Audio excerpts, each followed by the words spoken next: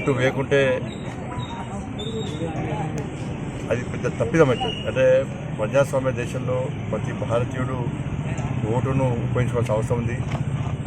కాబట్టి ఇప్పటికైనా ఎవరైతే ఓటు వేయలేదో వాళ్ళు వెంటనే దయచేసి ఎన్ని పనుల బయటికి రండి. మీకు సంబంధించిన పోలింగ్ బూత్లో మీ అమూల్యమైన ఓటును వేయండి. మీ నిర్ణయాన్ని ప్రకటించండి.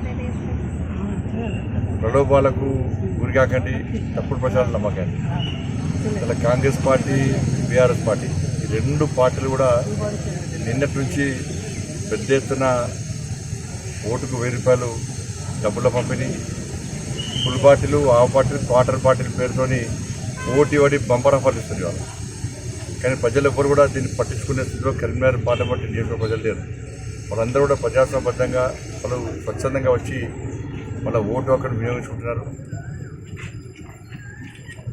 ఇంకా 2 hours టైం ఉంది కాబట్టి ఇప్పటికి 50% నాకు తెలిసి 50% దాటింది కాబట్టి ఇంకా దీన్ని పెంచాల్సిన బాధ్యత ఉంది. కాబట్టి భారతీయ జనతా పార్టీ కార్యకర్తలు కూడా మీరు ప్రతి ఇంటికి వెళ్ళి ఓటు వేసే విధంగా రిక్వెస్ట్ చేయాల్సిన అవసరం ఉంది.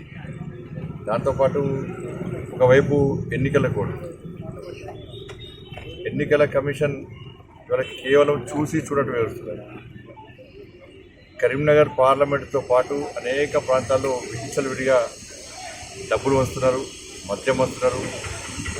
ఎన్నికల కమిషన్ ఫిర్యాదు ఇస్తే వాళ్ళు స్థానిక అధికారులకు సమాచారం ఇస్తే ఈ లోపల డబ్బులు వంచడం అవుతున్నారు, డబ్బులు తీసుకుని అవుతున్నారు, డబ్బులు వంచడం అవుతున్నారు, ఆ డబ్బు కూడా మాయమవుతున్నారు.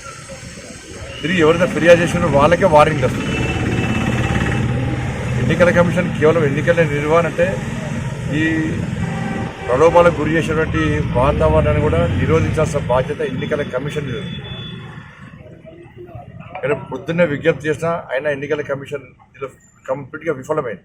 సరే ఎన్నికల నిర్వహణ సక్సెస్ అయ్యచ్చు, కానీ ప్రలోభాలకు గురి చేయడంలో, మద్యం సరఫరా ఆపడంలో, డబ్బులు వంచడాన్ని ఆపడంలో ఎన్నికల కమిషన్ పూర్తిగా విఫలమైంది. ఎన్నికల కమిషన్ అధికారులు ఏ గల్లీకి పోయినా కూడా, ఏ ప్రాంతానికి పోయినా కూడా ప్రజలు స్వచ్ఛంగా చెప్తారు, మాకు ఫలానా పార్టీ వాళ్ళు పైసలు ఇచ్చారు, ఫలానా పార్టీ వాళ్ళు మందుబాటు చేశారు. కానీ తీసుకోవాల్సిన జాగ్రత్తలు తీసుకోలేదు.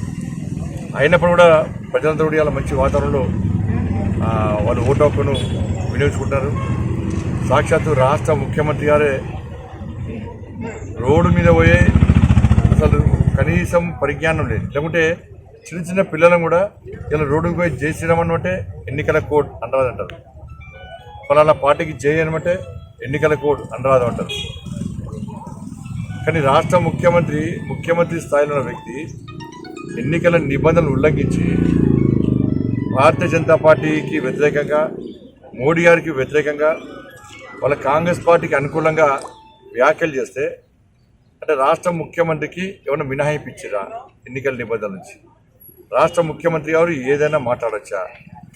అంటే రాష్ట్ర ముఖ్యమంత్రి గారు వ్యాఖ్యలో చేస్తున్నది భారతీయ జనతా పార్టీ తెలంగాణ రాష్ట్రంలో మెజార్టీ సీట్లు సాధిస్తున్న విషయం రాష్ట్ర ముఖ్యమంత్రి గారి యొక్క భయం చూసిన తర్వాత తెలుస్తూ ఉన్నది.